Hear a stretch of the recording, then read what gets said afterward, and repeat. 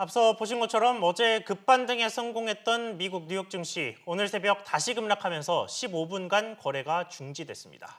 코로나19 확산에 따른 트럼프 행정부의 전방위적인 부양책이 이틀 연속 증시의 추세를 바꾸지 못하는 모습이었는데요. 관련해서 취재기자와 다시 자세히 이야기해보겠습니다. 장가희 기자 나왔습니다. 장 기자, 뉴욕 증시가 폭락을 했습니다. 어제 트럼프 행정부가 슈퍼 부양책을 내놨는데 이게 반짝 훈풍에 그친 모양새죠. 맞습니다. 뉴욕 증시가 폭락세를 보이면서 이달 들어 네 번째 서킷 브레이커가 발동했습니다. 서킷 브레이커는 주가가 과도하게 등락할 경우에 시장에 미치는 충격을 완화하기 위해서 매매를 일시 정지하는 제도인데요. S&P 500 지수가 7% 이상 하락하게 되면 15분간 거래가 중단됩니다.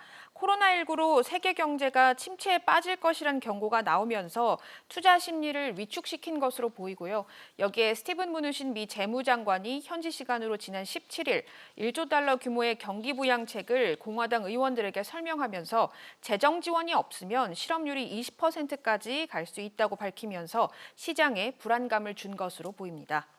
네, 이게 증시뿐만 아니라 국제 유가도 또 대폭락을 했죠. 맞습니다. 국제 유가가 20%대 대폭락을 기록했는데 약 18년 만에 최저 수준이자 역대 세 번째 최악의 날인 것으로 파악됩니다. 코로나19로 세계 경제가 얼어붙으면서 원유 수요 감소로 이어지고 있는 데다가 사우디아라비아와 러시아가 감산 합의에 실패한 이후 가격 인하와 증산 계획을 밝히면서 석유 전쟁에 돌입한 점도 유가 하락을 부채질했습니다. 네, 이 같은 상황에서 우리 증시도 크게 떨어졌습니다. 한동안 국내 증시 백기사 역할을 해왔던 연기금도 팔자 행렬에 동참했다고요? 네, 그렇습니다. 어제 코스피가 1591.20으로 장을 마감했죠. 코스피가 종가 기준으로 1600선 밑으로 내려간 거는 10년 만인데 우리나라를 포함한 세계 각국의 정책 효과에 대한 불신이 투자 심리를 좀 얼어붙게 한 것으로 보입니다. 각국 정부의 재정 지출 확대가 오히려 투자 위축을 발생시킬 수 있다는 구축 효과에 대한 우려가 나오면서 증시 이탈을 가속화시켰다. 이런 지적도 함께 나오고 있습니다.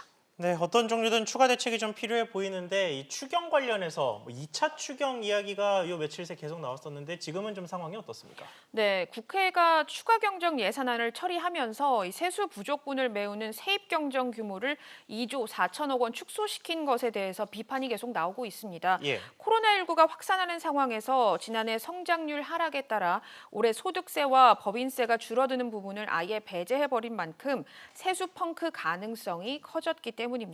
만약 경기 회복으로 세수가 예상보다 더 들어오거나 추경을 통한 세입 경정이 없다면 연말에 예산 한도가 있어도 집행할 돈이 없어서 쓰지 못하는 사태도 벌어질 수 있습니다. 이 때문에 불가피하다는 명목으로 총선이 끝난 뒤 2차 추경과 수조 원의 추가 세입 경정을 추진할 것이 유력해 보이고요. 또 재정 건전성이 악화하는 악순환으로 이어질 것으로 보입니다. 네, 장 기자 잘 들었습니다.